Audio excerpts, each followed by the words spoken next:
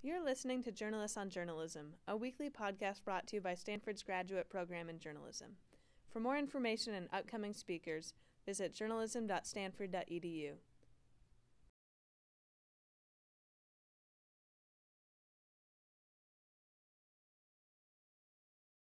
Professionally, what I found after 8 years in the newspaper business was that what really floated my boat was the ability to craft a story. So magazines seemed like a better fit for me.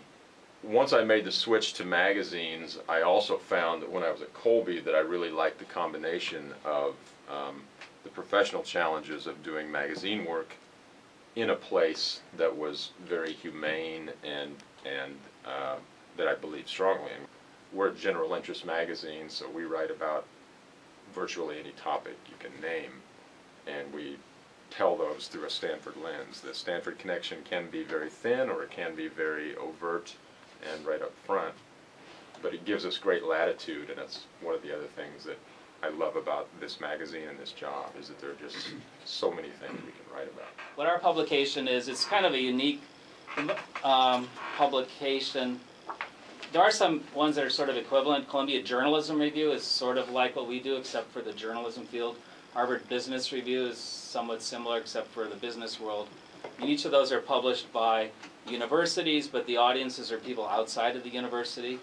And that's what we try to do. So our focus is on people who are involved in what we call social innovation. So those are people at nonprofits, foundations, businesses, and government.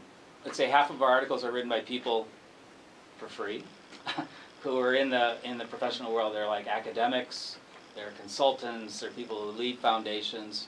They have an interest in getting their ideas together and putting it in print and then having it out into the rest of the world. Right after 9/11 and then the U.S. subsequently sent troops into Afghanistan, we thought, wouldn't it be cool to sort of look at the ROTC program on campus, because we knew that there were students in ROTC, but there was no program at Stanford. So we got into the whole history of how they got basically kicked off campus in the late 1960s, early 1970s, and it created this firestorm of backlash for the university. All of these former ROTC cadets came out of the woodwork, sent letters to the president, and because crap runs downhill, it eventually came to me that various people in Building 10 were displeased. So, I still am proud of that story and think it was the right thing to do, but what that taught us was that we have to be careful about not surprising people when something like that is coming. So it tends to be more about building trust and being careful on the front end that folks know something is coming their way.